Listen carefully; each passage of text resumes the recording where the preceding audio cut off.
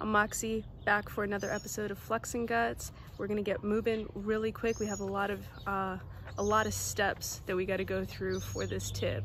So keep up and push pause as many times if you need to. Some stuff that you're gonna need right now before we continue is gonna be a blank sheet of paper, whether it's like this or just torn off from a notebook, any kind of blank sheet of paper. But if you do have like printer paper, it's just nicer and neater if you're gonna do your first time to follow and keep up, but definitely not required. You can use any piece of paper, but the bigger, the more you're gonna be able to see everything. So grab a blank piece of paper and then grab a marker. I have that. Oh, that was awesome. All right, I have the Milwaukee permanent marker that I just happen to use all the time, but any kind of Sharpie or Expo marker, just you want a marker for this, not a pen or a pencil, a marker. And then that should be it. I will walk you guys through step by step. So again, push pause as many times as you have to. Get your stuff right now and let's get going. All right guys, so what I'm about to teach you is one of the biggest, most amazing, life-changing tips that I've ever learned. And it all comes from my old welding instructor at Fullerton Community College. It's in Southern California. Shout out to Will Daniel. Thank you so much for teaching us everything that you have, not just according to the books and, you know, having that book knowledge, but also having the actual skill that's applicable, and teaching us everything that you have up in that noggin of yours. So guys, this is coming from my instructor. I don't know if you'll ever see this anywhere else, but it's definitely helpful, and it's going to help on all of your jobs and projects, you know, from here and in the future. All right guys, this is all you need. Actually, this guy's been kind of, let's see. Okay. He's been drying out, so this is all you need. Paper and a marker. All right, so first, I gotta try and work around the camera here. First thing we wanna do, don't worry about that, I was just testing out the marker, so if anything will flip it this way, so it's not distracting. You wanna match your edges up. Kind of scoot around the side of the camera.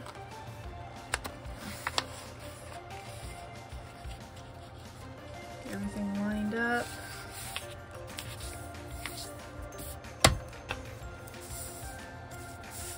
And boom, right here we have 90 degrees. All right, so now we're gonna put a little mark right here so that it'll bleed onto both sides of the paper, both of those sides I mean. And I just like to go the closer I get to this corner because it makes it bigger so I can see, because this paper is about to get all sorts of filled up. So let's go ahead and make sure the edges are together. And then we put a mark right here so make sure it gets both sides. Yep. Okay, set that out of the way here for a second.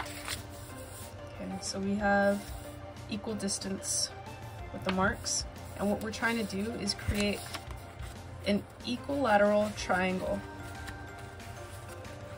So make sure you keep, you're gonna wanna fold it, try and get this right, just right. Yeah, perfect. Okay, so like that, put your crease in. Okay, we can go ahead and mark that crease with where that mark's at. Okay. So right there.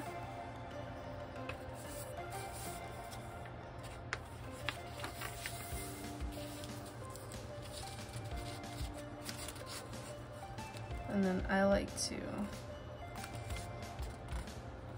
do that on both sides.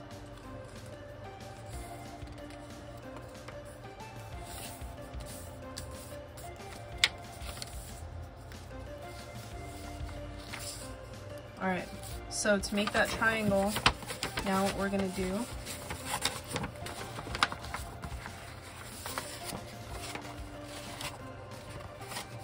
we're going to put a fold from this point to this point. Alright? So, I think some of it's getting outside the camera here. So I'm going to pinch it right on this mark, and then, yeah, try and get it right on this one. Yeah.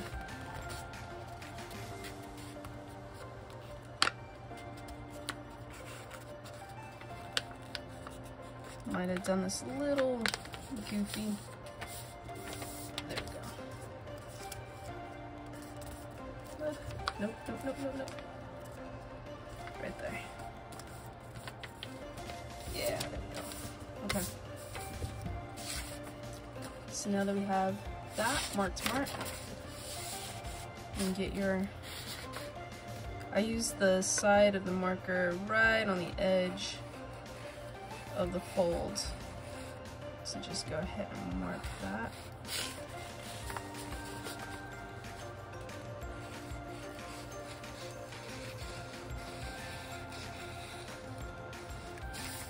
Okay. So now we have that marked out. And then we're going to do the same thing on the other side. So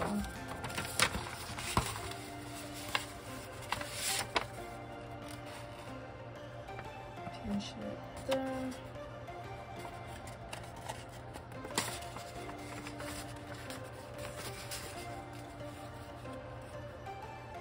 Right on that mark. Right on the tip. There we go.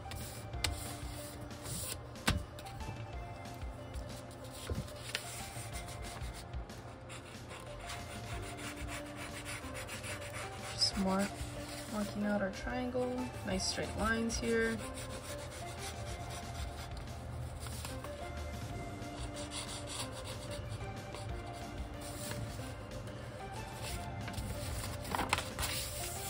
All right, now we have an equilateral triangle, right? Which would fill in, this is 60 degrees, whoops. I don't know how to write, okay. This is 60 degrees, and this is 60 degrees. And then right here is our 90. Now let's go ahead and put a mark right on this fold, coming down a little bit like that. All right, now what's half of 60? 30 degrees. So now we have 30 degrees from here to here, there to there, 60 from there to there. All right, so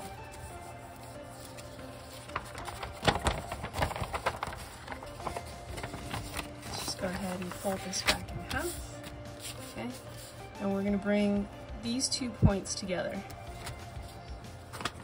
This one you don't have to fold all the way, and I'll show you what I mean. So, keep it. Yeah, it gets a little more fun the more folds you get in it. But bring those 2 points together. Right there. And then you don't have to fold this all the way. You can kind of leave that, or you can. It's up to you. I don't usually when I'm doing it. Alright, so now you have this line here. So what we're gonna do is match our top of our triangle, our reference point, from there to there. So this one's kind of a fun one to fold. Yeah. Come on. Pinch that. It helps with like pinching, but sometimes it doesn't. There we go. There we go. Now we're getting it.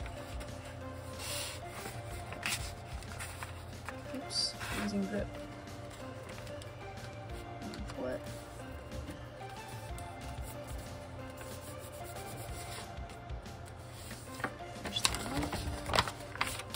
All Alright, so what is half of 30? That's, you can see it's a little off right there. Let's go ahead and fold it on this side.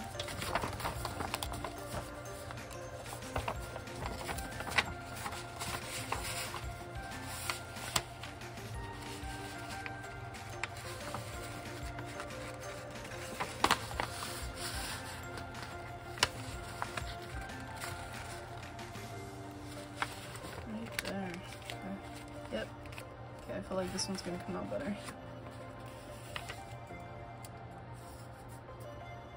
Yeah. Alright. So half of 30 is 15. So if we get that fold, put a little line here. So now we have 15 degrees from here to here. 15 from here to here. Right. So now you can see we have a line here. That is a very important line, a very well used one. So let's go ahead and fold this. Just kind of fold it back on itself. This is like fabrication origami. Or I don't know what you would call this. But alright.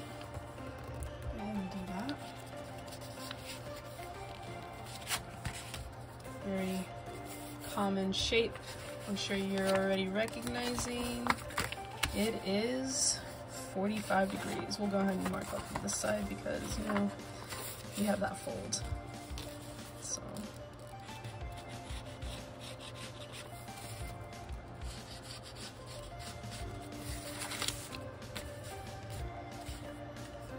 So now we have our 45-degree mark.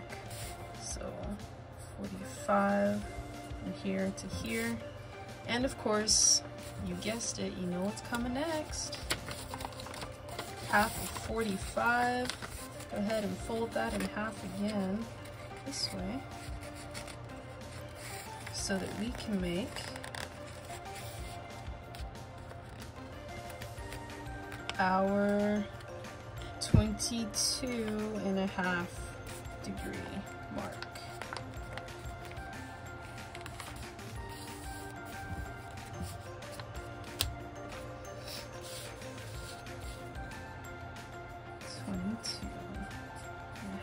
Degrees.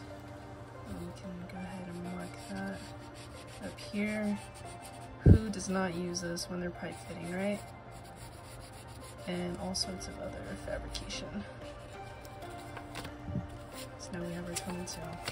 Alright guys, so let's take a look at this beautiful masterpiece that we just created.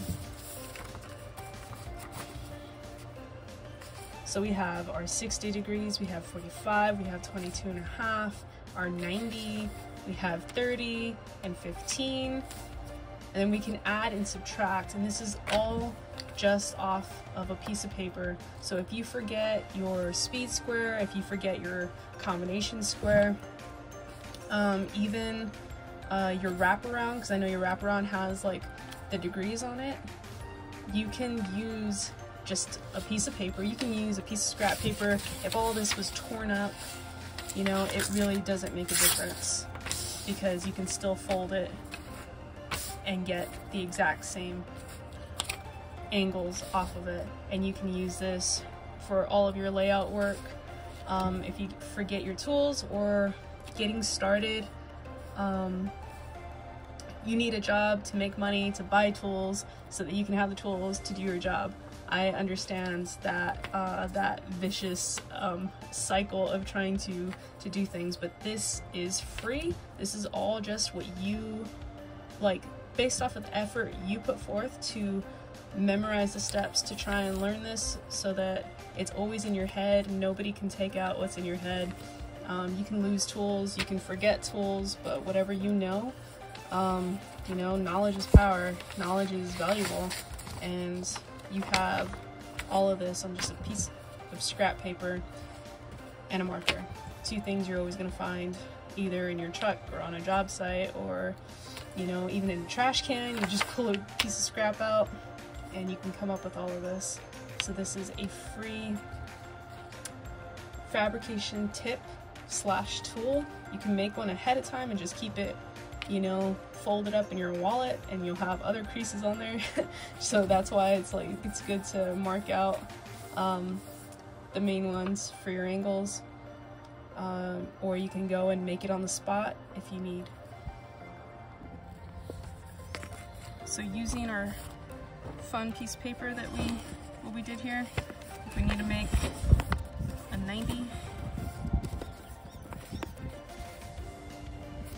match that up on the end. You can go ahead and put your mark, and you have your perfect straight line. Or of course, where's that 45? One of the most common, especially if you're doing any kind of frames, which that'll be in a different video, how important knowing how to build a frame is to fabrication. Again, the more you fold paper, the more rigid it gets. You match the bottom up to the edge of your piece, and then now you have your 45. I feel like giving you guys a little bonus tip, just another freebie. Why not, you know? If you forget, sorry it's windy out here, but if you forget your wraparound, okay? Again, whoops, that got stuck under my camera. The more you fold paper, the more rigid it gets, and then you can still use it as a wraparound. Either make your mark, and then you can apply that or stack it up exactly like a wraparound. Run your marker across, and you'll still get that straight line that you need to cut.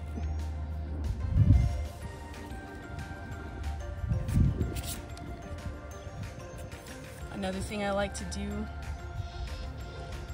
for a wraparound, if I do not have my wraparound, is I just use my belt.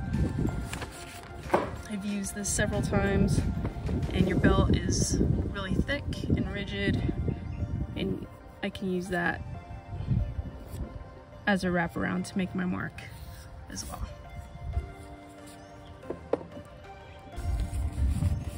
Paper and pen. A belt. A random scrappy piece of paper. You guys, you don't need to go out and buy a lot of stuff. You can make do with what you have. This has saved me several times, and I hope, and I'm pretty sure, if you take the time to learn this, this is going to save you out there in the field as well, or getting started in life, or whatever else. But again, sometimes it's not what you have, it's what you know. So keep this stored up here so that you have it every time and anytime that you need it. And you guys take care, stay safe. Don't forget to comment, like, and subscribe. Post all of your MOXILICIOUS moments at @BeMoxilicious on Instagram, so that we can all share and encourage each other with all the amazing things that we're doing out there. All right, guys, I will see you guys on the next one.